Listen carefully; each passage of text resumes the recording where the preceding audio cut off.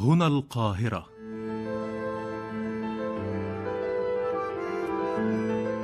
في دفتر الأيام كم من قصة تروي من الأحداث ما فيه العبر، فاكتب على وجه الزمان حكاية تزهو بها وتقول عنها للبشر: هذه قصتي.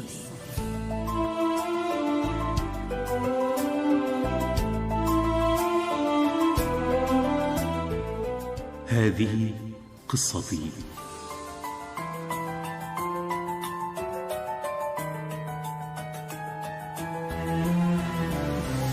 إعداد وتقديم جيهان الريبي.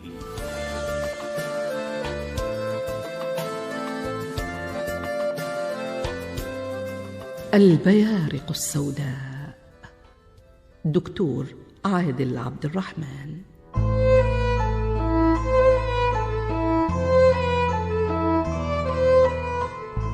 انطلق صوب مياه البحر تطارده بصمات قدميه التي حفرت في رمال الشاطئ المترامي.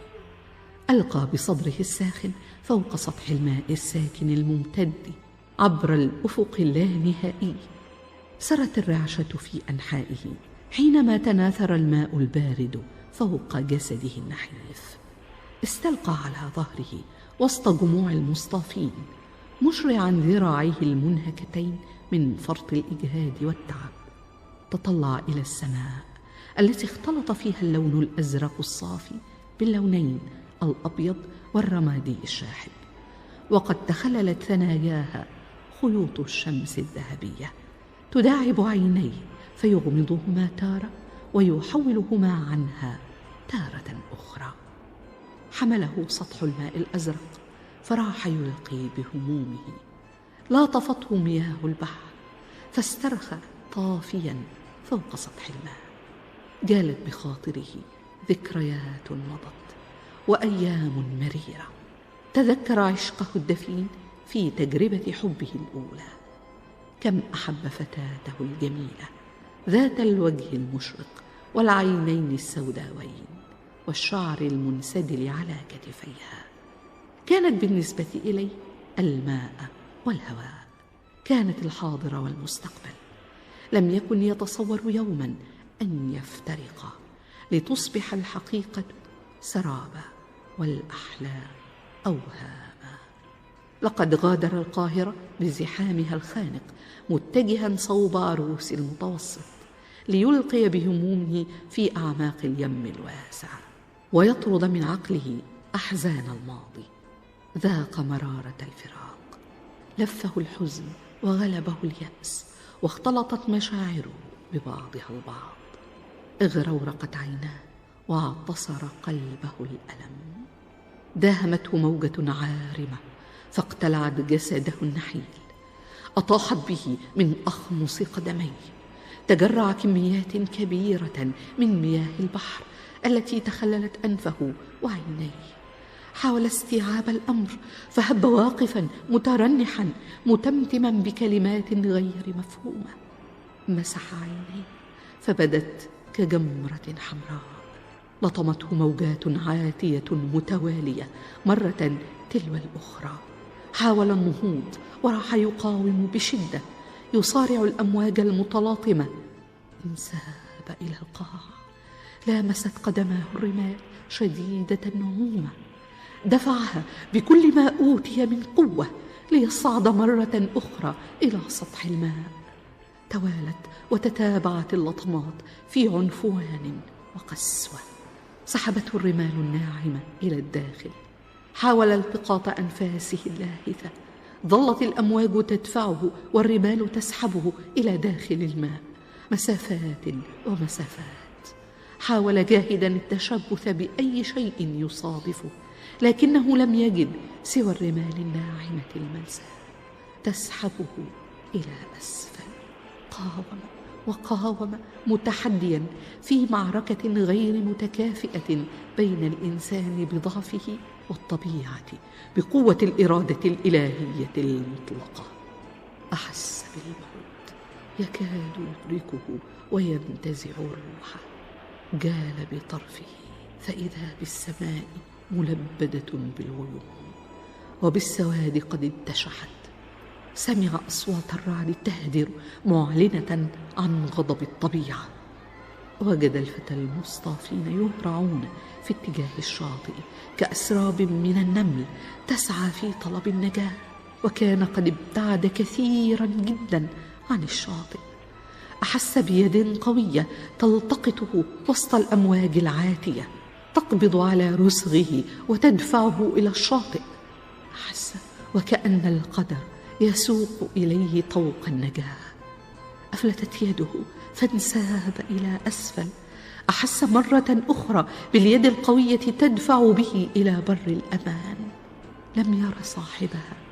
شرع في تحريك يديه وقدميه بقوة وإصرار. سبح في اتجاه الشاطئ، بلغ الرمال الناعمة ونهض واقفا مترنحا يرتعش جسده النحيل المبتل. نظر في الأفق، بلغت مسامعه صفارات الإنذار. شاهد شابا متجهما في لباس حراس الشاطئ يشير في حدة وغضب إلى السابحين، يدعوهم إلى الخروج الفوري من البحر. ولاحت في الأفق البعيد رايات سوداء ترفرف فوق أعمدة الشاطئ المنتشرة على مسافات متباعدة، تنذر وتحذر من الخطر المحدق.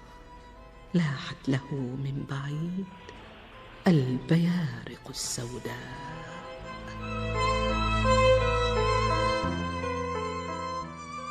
كانت هذه أصدقائنا قصة البيارق السوداء للأديب الدكتور عادل عبد الرحمن. ومعنا لقراءة النقدية لهذه القصة الأستاذ الدكتور إسماعيل صيام، أستاذ النقد الفني. أهلا وسهلا بحضرتك دكتور إسماعيل. الدكتور عادل عبد الرحمن صاحب هذه القصة ليس معنا بشخصه لكنه معنا بصوته وإبداعه. دعونا أولا نستمع لصوته وهو يعرفنا بنفسه. اسمي عادل عبد الرحمن، مواليد حي شبرا القاهرة، عام 58، فنان تشكيلي وباحث وأستاذ أكاديمي بكلية التربية الفنية جامعة حلوان. أيضا لي كتابات صحفية وكتب، كتبت قصص قصيرة. حاليا وكيل الفنانين التشكيليين. تخرجت عام 82 بتقدير عام ممتاز مع مرتبة الشرف، وكنت دايما أول الدفعة. عينت معيد وتدرجت علميا وإداريا وتقلبت العديد من المناصب، ورشحت أيضا لعديد من المناصب. حصلت على درجة دكتوراه الفلسفة بعد دراسة وإقامة طويلة في ألمانيا من أكاديمية الفنون الجميلة بميونخ.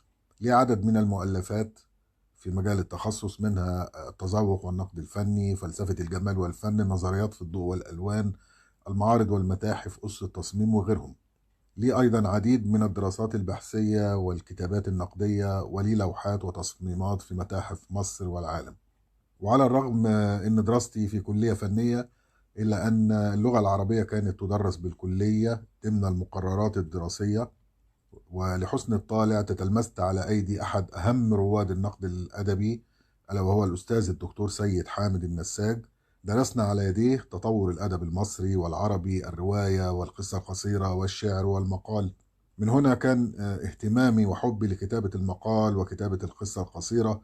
وكانت القصة القصيرة بالنسبة لي شكل من أشكال التعبير الإنساني عن مواقف الحياة، لا تختلف كثيرا عن رسم اللوحة التشكيلية، وصياغة عناصر القصة بطريقة أدبية في كل متكامل ومترابط، يحمل في طياته رسالة قد تكون تربوية أو أخلاقية أو تعليمية أو سياسية أو عقائدية أو اجتماعية أو غير ذلك. كتبت ونشرت عدد من القصص القصيرة، منها قصة اسمها وتمضي، قصة بدون عنوان، فاتنة القطار، القلب الذهبي، وقصتنا الحالية البيارق السوداء وغيرهم. يعني بميل في كتاباتي للأسلوب الدرامي، يعني أحب يكون موجود في رمز وعدم مباشرة. وعموما أتمنى تسمعوا القصة، وأتمنى أنها تنول رضاكم. تحياتي للجميع. عدنا لكم أصدقائنا بعد أن استمعنا لصوت الدكتور عادل عبد الرحمن وهو يعرفنا بنفسه، ونبدأ في قراءة نقدية مع الدكتور إسماعيل صيام لهذه القصة. نبدأ أولا دكتور إسماعيل بعتبة النص كما يقولون. العنوان: البيارق السوداء. أولا كلمة البيارق لها أكثر من لفظ آخر يمكن أن يدل عليها، الراية أو العلم أو الشارة، وأعتقد أن استخدام كلمة البيارق تعطي دلالة للحروب، يعني البيارق معروفة في الحروب أكثر. لماذا في ظنك اختار الأديب عادل عبد الرحمن كلمة البيارق؟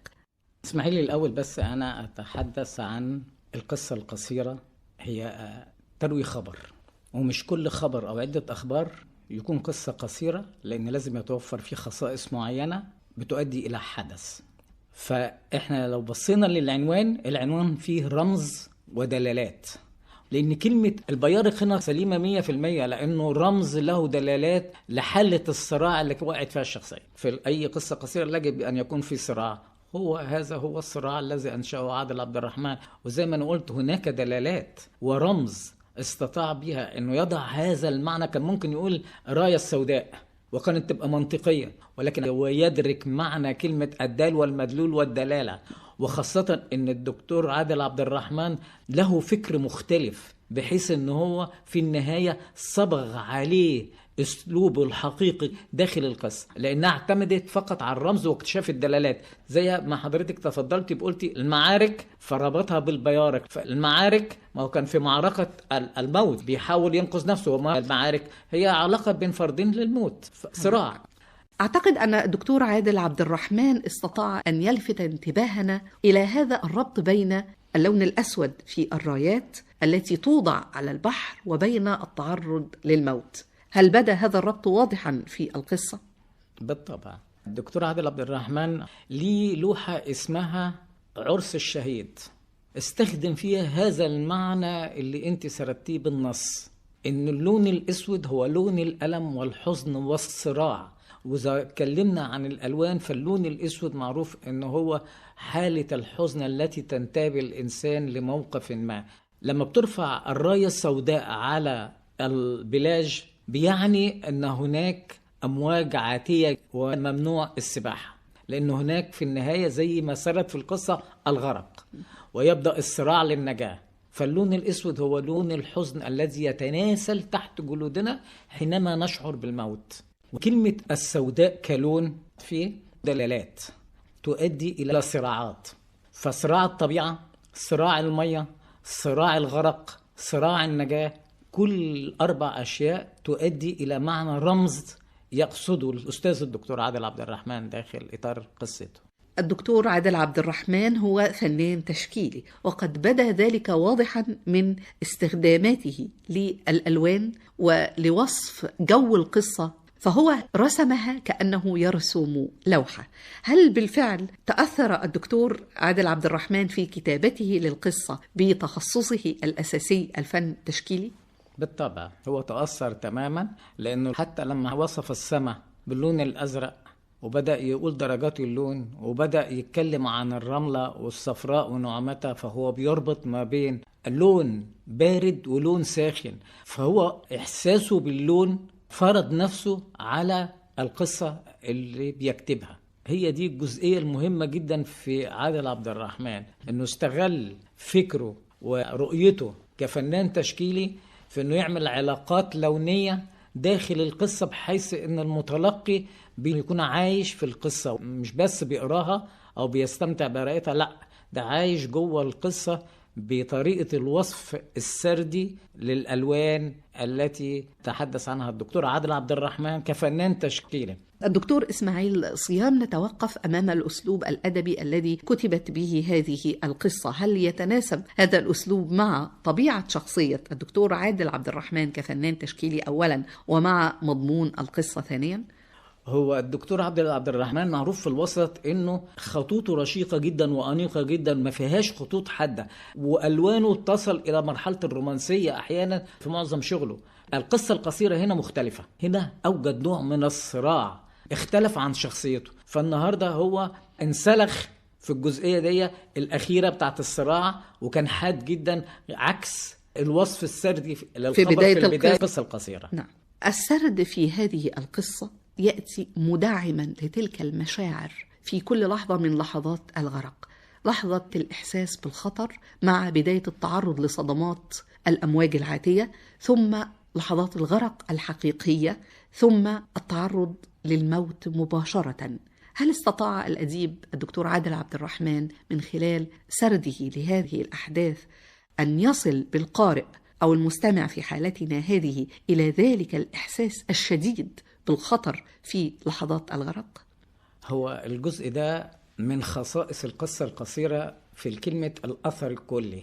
يعني في الأثر الكلي عشان نصل إلى حدث فلازم يبقى فيه بداية ووسط ونهاية. هو وضعنا في البداية وهو هذا الجسم النحيل جالس على الشط بيبص للسماء، ثم هذا الجسم النحيل لما نزل عشان يسبح، دي كانت بداية الصراع اللي هي الوسط. بدأ يحدث صراع عندما يغرق. هذا الصراع تجسد في النهاية الإيه؟ إن هناك إنسان هو شاف الموت وبدأ يغرق، وبدأ يشعر بالصراع النفسي بينه وما بين الموقف داخل المية، ثم امتدت له يد لتنقذه.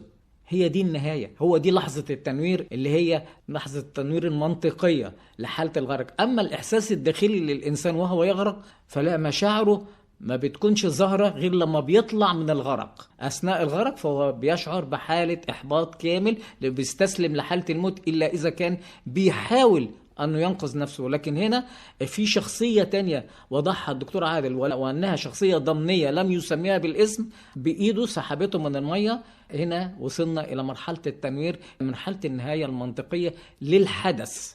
وهنا أسأل، لماذا جعل الدكتور عادل عبد الرحمن هذه الشخصية التي أنقذت بطل قصته شخصية مهومة؟ هو لم يقل لنا أن هذا الشخص الذي أنقذه هو الحارس المعني بإنقاذ المصطافين الذين يتعرضون للخطر، ولم يقل إنه شخص محدد، هو تركها لخيال القارئ. لماذا تعمد ذلك؟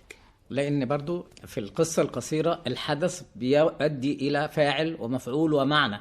هنا في الجزء ده هو ده المعنى اللي بيقصده، المعنى الضمني، الإيد اللي ممكن تنقذ إنسان بدون أن يقول للقارئ إيه هو، مين ده، حارس أو المسؤول عن الشاطئ. فهو طرق مساحة عشان يبقى خيال المتلقي خصب ويتعرف على من هو اللي أنقذ. فعشان كده هو بيعتمد في كلامه كله على الرمز. فالرمز هنا هو مهم بالنسبة له. يعني هو في القصة القصيرة اللي احنا قريناها الجمال فيها انه المتلقي بيكتشف الدلالات، حتى الدلالات التي لا يقصدها الفنان الدكتور عادل عبد الرحمن. يعني بيترك للقارئ الباب مفتوحا ليشارك هو بخياله في القصة. أي مظبوط. إذن هي تحية من الناقد الأدبي الدكتور إسماعيل صيام، أستاذ النقد الفني، لأديبنا الدكتور عادل عبد الرحمن على البعد، ونحن نشاركه هذه التحية. كل الشكر والتحية لوجودك معنا دكتور إسماعيل. أشكرك. كل الشكر والتحية للأديب عادل عبد الرحمن على البعد. كل الشكر والتحية لكم مستمعي الكرام. الشكر موصول للزميل كريم قمحاوي من الهندسة الإذاعية.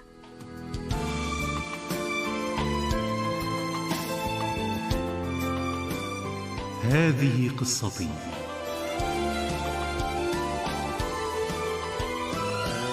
جيهان الريدي.